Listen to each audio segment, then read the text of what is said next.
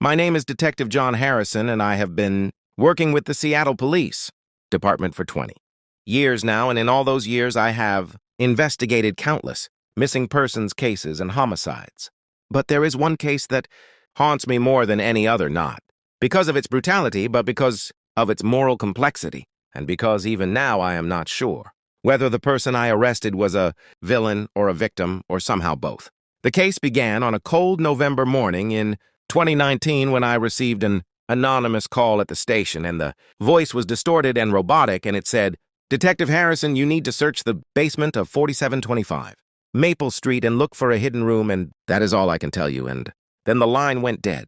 I tried to trace the call, but it had been made from a burner phone, and the number was no longer active, and I sat there looking at the address and wondering if this was a prank or a legitimate tip, and then I ran the address through our system, and what came up made my blood run cold. The address belonged to Lisa Carter, who was a 44-year-old high school English teacher, and she had been living at that address for over 15 years, and when I pulled up her file, I saw something that made me pause, and in 2007, Lisa Carter had reported her 8-year-old daughter, Emma, missing, and the case had never been solved. The memory came flooding back, and I had been a younger detective back then, and I remembered the case well, and Emma Carter had disappeared on her way home from school. And we had searched everywhere and dragged the lake and interviewed hundreds of people, but we found nothing, and eventually the case went cold, and Lisa Carter became one of those tragic figures you see sometimes, and a mother who had lost her child and never got closure. I remembered Lisa as a broken woman who had cried during every interview and who had appeared on local news, begging for information, and who had started a foundation for missing children, and over the years I had seen her at various community events, and she was always quiet and dignified and carrying the weight of unimaginable loss. But now, 12 years later, I had an anonymous tip telling me to search her basement for a hidden room, and I did not know what to make of it, and it could be nothing or it could be something terrible, and I decided I needed to investigate.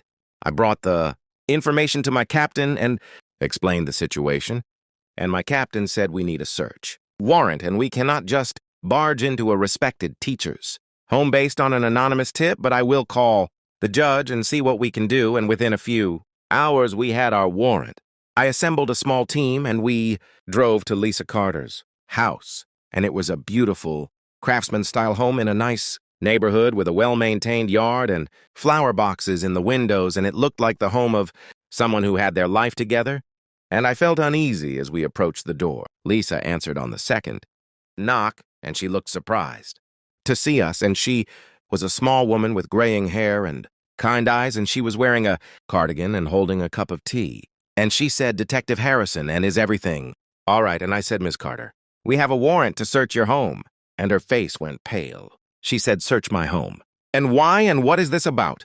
And I said, "We received information that requires us to investigate, and we need you to step outside while we conduct the search." And Lisa set down her tea with shaking hands and said, "I do not understand, and what information?" And I said, "I cannot discuss that right now, and please step outside." Lisa complied, but I could see the confusion and fear in her eyes, and she stood on her front porch, wrapped in her cardigan, while my team entered her home, and I radioed to my officers and focus on the basement and look for any hidden rooms or concealed spaces. The house was neat and tastefully decorated, and there were photos on the walls of Emma as a little girl, and I saw Lisa's bedroom and a home office and a guest room, and everything looked normal, and then we went down to the basement. The basement was finished and set up as a recreation room with a couch and television and bookshelves and storage boxes, and we started examining the walls and tapping for hollow spaces, and after about 20 minutes, one of my officers called out, "Detective, over here." He had found a bookshelf that seemed slightly off, and when we pulled it away from the wall, we discovered that it was actually on hinges, and behind it was a heavy metal door with multiple locks, and my heart started pounding, and I said, "Get this door open now." We had to call a locksmith because the locks were complex and heavy-duty, and while we waited, I went outside to talk to Lisa, and I said, "Ms. Carter, what is behind the locked door in your basement?" And Lisa's face crumbled, and she said, "Oh God," and "Oh God, you found it?" And I said, "Found what, Lisa?" And she just shook her head and started crying. The locksmith arrived and worked on the door for almost an hour, and finally we heard the locks click open. And I told my team to be prepared for anything, and we did not know if we were about to find a body or evidence of a crime or something else entirely. We opened the door, and the smell hit us first, and it was not the smell of death but of staleness and unwashed bodies and poor ventilation. And we shone our flashlights into the darkness, and I saw a small room, maybe 10 by 12 feet, and there was a bed and a bucket and some books and a small lamp, and sitting on the bed, huddled against the wall, was a young woman. She looked to be in her early 20s, and she was painfully thin with pale skin and long tangled hair, and she was wearing a dirty nightgown. And when our lights hit her, she screamed and covered her eyes and said, "Please do not hurt me, and please I will be good." I said, "It is okay, and we are police, and we are here to help, and you are safe now." And the young woman looked at me with wild, frightened eyes and said, "Police, and are you real, and is this real?" And I said, "Yes, this is real, and what is your name?" The young woman's voice was barely a whisper, and she said, "My name is Emma, and Emma Carter." And I felt like the ground had dropped out from under me, and I said, "Emma Carter, and how old are you?" And she said, "I think I am 20, and I am not sure, and I have been here so long."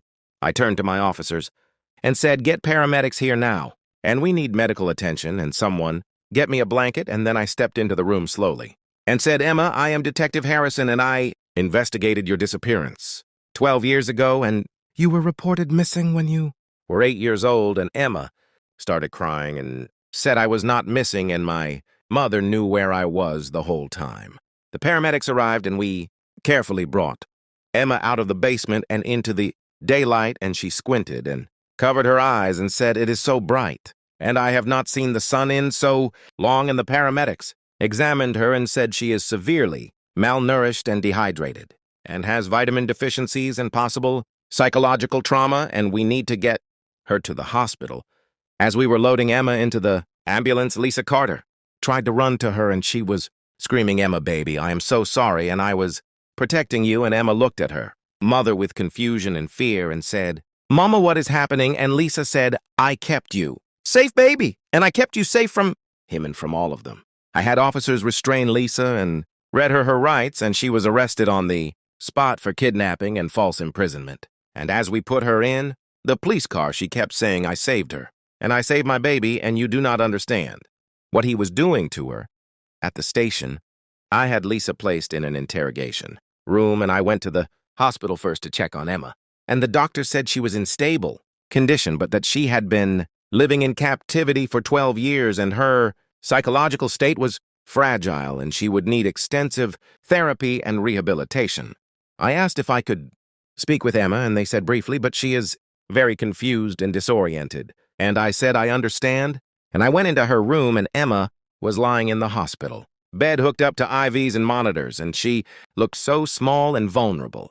I sat down next to her bed and said, "Emma, I know this is overwhelming, but I need to ask you some questions." And Emma nodded, and I said, "Can you tell me what happened? And why were you in that room?" And Emma took a shaky breath and said, "My mama put me there." Emma said it was 12 years ago, and I was 8 years old, and I came home from school one day, and my daddy was doing bad things to me, and things that hurt, and Emma started crying and could not continue, and I said, "It is okay, and take your time." Emma said my mama found out what daddy was doing, and she got very angry, and there was a big fight, and I heard yelling, and then I heard a loud noise, and then my mama came and got me and said, "We have to hide, and we have to keep you safe." Emma said my mama took me to the basement, and she said I had to stay there, and she said the world was dangerous, and that men would hurt me like daddy did, and that she would keep me safe. And I asked when I could come out, and she said, "When it is safe, and when I am sure no one will hurt you."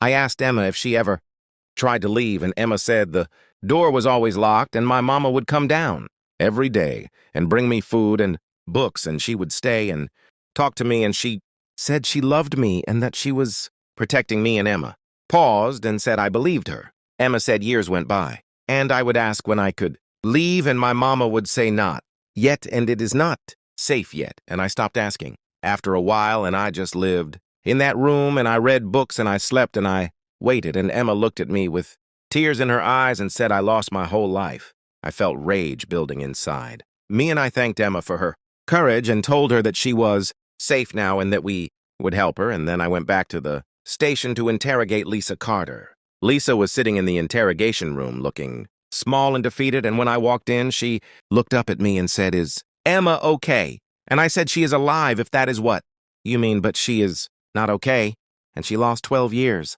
of her life because you locked her in a basement." Lisa said, "I saved her, and you do not understand." And I said, "Then make me understand, Lisa, and tell me what happened." And Lisa took a deep breath and began to talk. Lisa said, "I married Robert Carter in 1998, and he seemed like a good man. And we had Emma in 1999, and she was the light of my life, and for years everything seemed normal, and Robert worked as an accountant, and I was teaching, and we were a regular family." Lisa said, "But when Emma was about 7, I started noticing things, and Robert would insist on giving Emma her baths alone, and he would spend too much time in her room at night, and I told myself I was being paranoid and that Robert would never hurt our daughter."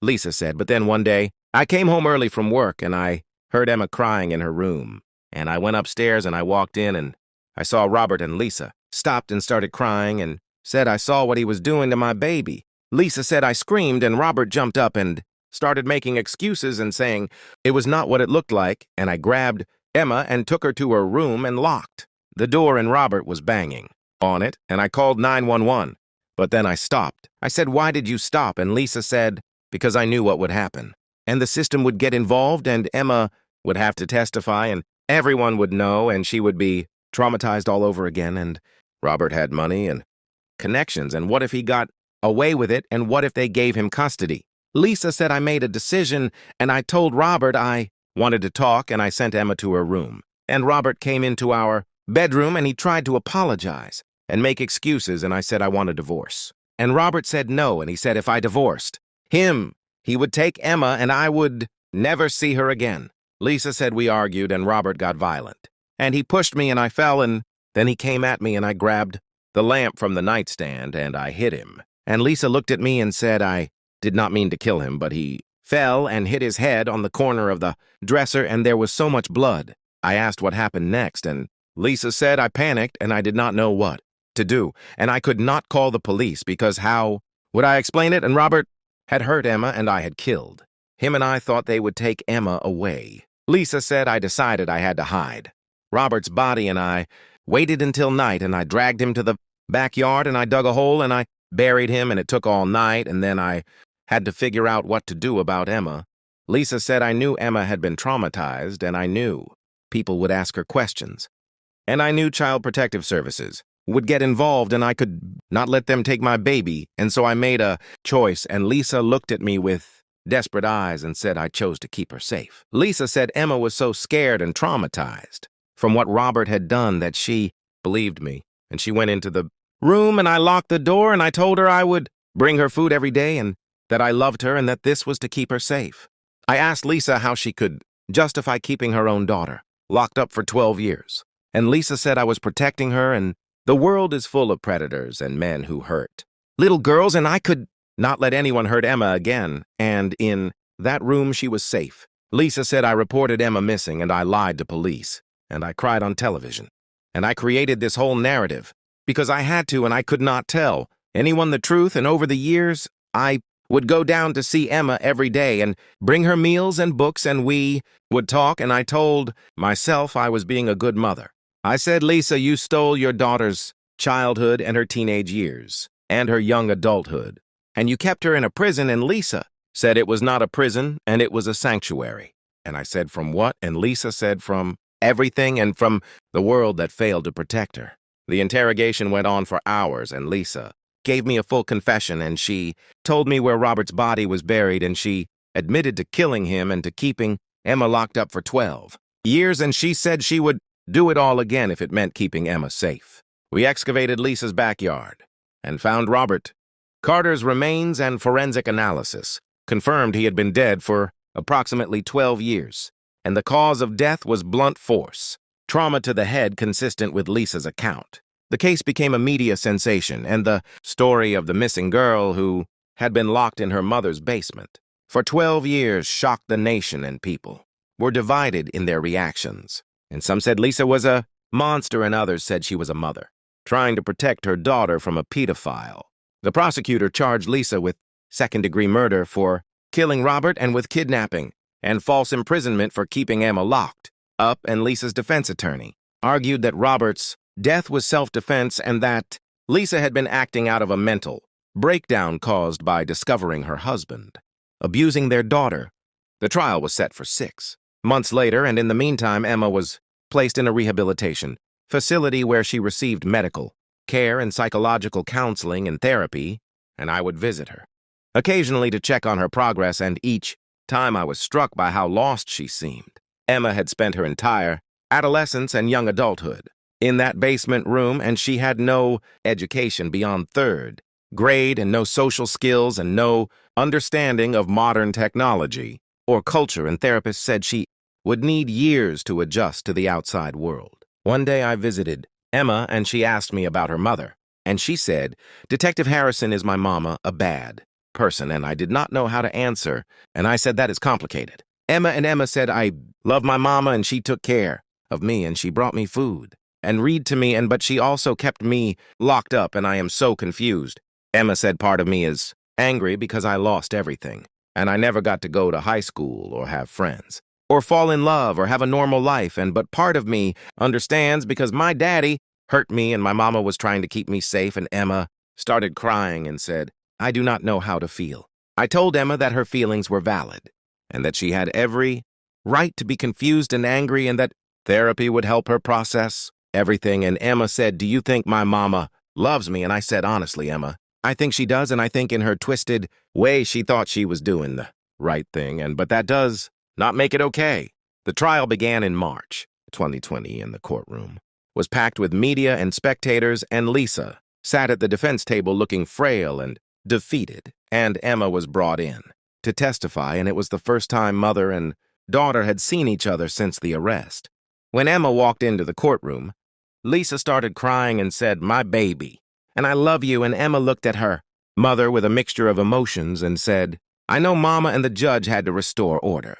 Emma's testimony was heartbreaking, and she described her years in captivity and how she had waited day after day for her mother to tell her it was safe to come out, and how eventually she had stopped asking and just accepted that the basement room was her entire world. Emma said, "I trusted my mama and I believed her when she said she was protecting me, and I did not know that other children were living normal lives and going to school and making friends." And Emma looked at the jury and said, "I lost my childhood and my teenage years and my chance to become a normal adult, and I can never get that back." The prosecution argued that Lisa had committed murder and had then imprisoned her daughter for 12 years, and that regardless of her motivations, she had committed serious crimes and needed to be held accountable, and the prosecutor said Lisa Carter could have called the police and let the system handle Robert's abuse, but instead she took the law into her own hands. The defense argued that Lisa had acted in self-defense when Robert attacked her and that her decision to hide Emma was the result of a mental breakdown and extreme psychological trauma, and the defense brought in psychiatric experts who testified that Lisa suffered from paranoid delusional disorder and genuinely believed the world was too dangerous for Emma. The defense also argued that Lisa had provided for Emma and brought her food and books and had never physically harmed her, and that in Lisa's mind she was being a protective mother, and the defense attorney said this is not a case of a monster, but of a woman whose mind broke under the weight of discovering her husband was abusing their child. The prosecution countered by bringing in experts who testified about the psychological damage Emma had suffered and about how 12 years of isolation had stunted her development and left her unable to function in society. And they said Lisa's actions, regardless of motivation, had destroyed Emma's life. The jury deliberated for 3 days, and when they returned, they found Lisa guilty on all counts and guilty of second-degree murder and guilty of kidnapping and guilty of false imprisonment. And the judge set sentencing for 1 month later. At the sentencing hearing, Emma asked to make a statement, and the judge allowed it, and Emma stood up and looked at her mother and said, "Mama, I know you thought you were protecting me, and I know you love me, but what you did was wrong." Emma said, "You took away my chance to have a normal life, and you took away my childhood, and my friends, and my education, and my freedom. And Emma started crying and said, I am 20 years old, and I do not know how to function in the world, and I am scared all the time, and I do not know who I am. Emma continued and said, but I also know that Daddy hurt me, and I know you were trying to keep me safe, and I am so confused because I love you, but I am also angry at you, and I do not know if I can ever forgive you. Lisa was crying, and she said, Emma, I am so sorry, and I thought I was doing the right thing, and I thought I was keeping you safe. And Emma said, I know, Mama, but you were wrong, and the judge said that is enough and asked Emma to sit down. The judge then addressed Lisa and said, Ms. Carter, this is one of the most complex cases I have seen in my career, and on one hand, you killed your husband in what may have been self-defense, and you were trying to protect your daughter from abuse. And on the other hand, you imprisoned that daughter for 12 years and stole her life. The judge said, I have struggled with how to sentence you because the law is clear, but justice is murky, and ultimately I must impose a sentence that reflects both the gravity of your crimes and the unusual circumstances that led to them. And the judge sentenced Lisa to 20 years in prison for the kidnapping and false imprisonment, and 15 years concurrent for the second-degree murder. Lisa showed no reaction to the sentence, and she simply nodded and said, I accept the punishment. And as they led her away, she looked back at Emma and said, I love you, baby, and Emma did not respond. After the trial, I stayed in touch with Emma, and she continued to live in a supervised group home and work with therapists and slowly adjust to life outside the basement. And she learned to use a phone and a computer, and she got her GED and started taking community college classes. Emma struggled with nightmares and anxiety and difficulty trusting people. And she told me once that she felt like an alien visiting from another planet, and that everyone seemed to know things she did not know. And I told her that with time and therapy, she would find her place in the world. 2 years after the trial, Emma asked if she could visit her mother in prison, and I arranged it, and I drove her to the correctional facility and sat with her in the waiting room. And Emma was nervous and said, I do not know why I am doing this. And I said, maybe you need closure. When Lisa was brought into the visitation room, she and Emma sat across from each other, separated by glass, and picked up the phones, and for a long moment they just looked at each other. And then Lisa said, you look good, Emma, and you look healthy. And Emma said, I am trying. Emma said, Mama, I came here because I need to understand. And why did you really keep me locked up? And was it really to protect me, or was it something else? And Lisa was quiet for a moment and then said, honestly, Emma, I do not know anymore. Lisa said, at first it really was about protecting you, and I was terrified that the system would take you away, or that another man would hurt you like your father did. But as years went by, I think it became something else, and I think I was afraid to let you go and afraid of what would happen if you left. Lisa said, I convinced myself that you were safer with me and that the world was too dangerous. But the truth is, I was selfish, and I wanted to keep you close, and I wanted to be the only person in your life. And I am so sorry, Emma. Emma started crying and said, Mama, you stole my life, and I will never get those years back, and I will never be normal. And Lisa said, I know, and I live with that guilt every day, and I wish I could take it back, but I cannot. Emma said, I came here to tell you that I am trying to forgive you, and I do not know if I ever will. But I am trying, and I want to move forward with my life, and I cannot do that if I am holding on to anger. And Lisa said, thank you, and that is more than I deserve. Emma and Lisa talked for another hour, and when the visit ended, Emma stood to leave, and Lisa said, Emma, wait. And Emma turned, and Lisa said, I do love you, and I always have. And Emma nodded and said, I know, Mama, and I love you too, but love is not always enough. And she walked away.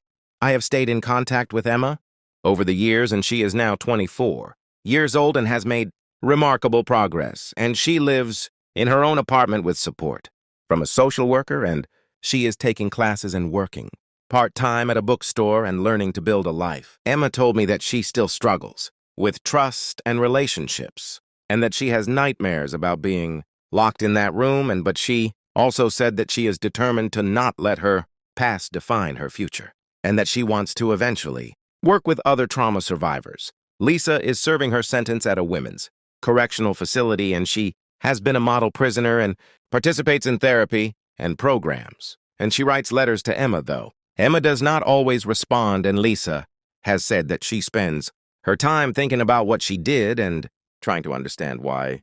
This case has stayed with me for years because it raises questions I cannot answer. And was Lisa a villain who imprisoned her daughter, or was she a victim of her own mental illness and trauma and was killing Robert self-defense or murder and was hiding Emma? Protection or abuse? I think about how Robert Carter abused his daughter and how if Lisa had gone to the police, maybe Emma would have been protected. And maybe Robert would have gone to prison. But I also know that the system fails children every day and that Lisa's fear was not entirely unfounded. I think about how Lisa made one terrible decision after another and how each choice compounded the damage and how by the time 12 years had passed, Emma's life had been irrevocably changed. And I think about how Lisa genuinely believed she was being a good mother even as she destroyed her daughter. Most of all, I think about Emma and about the resilience of the human spirit and about how she survived 12 years in a basement and came out still capable of love and forgiveness and still capable of building a life. And I think about how she will carry those scars forever but refuses to let them break her. This case taught me that morality is not always black and white and that sometimes good intentions lead to terrible outcomes and that love can be both beautiful and destructive and that the line between protection and control is thinner than we think. Thank you for listening to this story.